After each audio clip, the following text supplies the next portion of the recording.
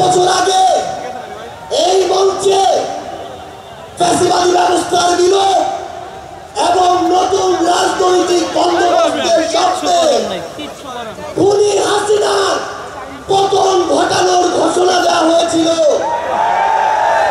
1 বছর হয়েছে, কাঙ্ক্ষিত অধিকার পাইনি। আমরা আর হতাশার কথা বলতে চাই না। আগামীর বাংলাদেশে আমরা যে অধিকারগুলো পেতে চাই, যেভাবে বাংলাদেশকে দেখতে চাই, আমরা সেগুলো এই মঞ্চ থেকে বলতে এসেছি। 1 বছর আগে এই মঞ্চে ছাত্র জনতার প্রতিনিধি হিসেবে যারা ছিল, তাদের মধ্যে অনেকে আজ এখানে শহীদ পরিবারের সদস্য হিসেবে আছে, অনেকেই এখানে আহত যোদ্ধা হিসেবে আছে। আমরা এই মঞ্চে আজ আমার শহীদ ভাইদের হত্যার বিচার চাইতে এসেছি, আহত যোদ্ধাদের রক্ত ঝরার বিচার চাইতে এসেছি।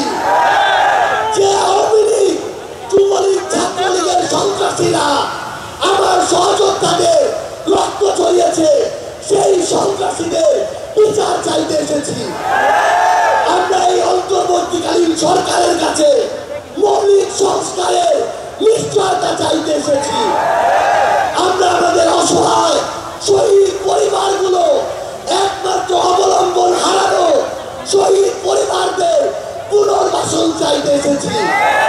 আমরা আমাদের আহত যোদ্ধাদের তাদের প্রয়োজনীয় চিকিৎসা নিশ্চিত করার অধিকার চাইতে এসেছি।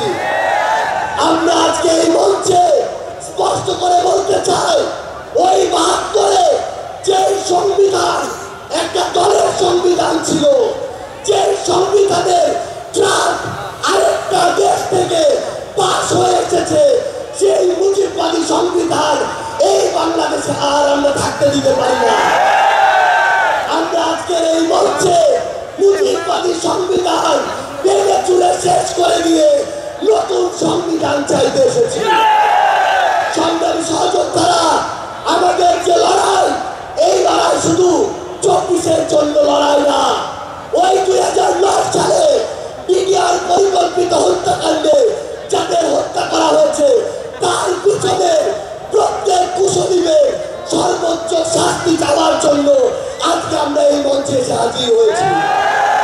ওই শাপলা চত্বরে 13 সালে যাদেরকে নির্মমভাবে হত্যা করা হয়েছে, তাদের পিছনে যারা কাজ করেছিল, সে সকল খুনিদের বিচার চাইতে আজকে আমরা এই মঞ্চে এসে দাঁড়িয়েছি। বাংলাদেশের অপর ছাত্র জনতা, আমাদের সংগ্রামী সহযোদ্ধারা, আমরা শুধু আপনাদের স্পষ্ট করে একটা জিনিস বলি, এই বাংলাদেশে যেমন ইসলাম ফোবিয়ার জায়গা হবে না, ইসলাম বিদ্বেষের জায়গা হবে না। এই বাংলাদেশে আমরা যেমন কোন জঙ্গিকে দাঁড়াতে দিব না, তেমনি কোন জঙ্গি নাটকও করতে দিব না। এই বাংলাদেশে সিভিল সোসাইটি নামে কোন দালালকে আর ক্ষমতার চাটুকারিতা করে পার পেতে আমরা দিব না। ইনশাআল্লাহ আপনাদের সাথে আমাদের দেখা হবে সংগ্রামের রাজপথে অথবা বিজয়ে। ইনকিলাব জিন্দাবাদ, এনসিপি জিন্দাবাদ।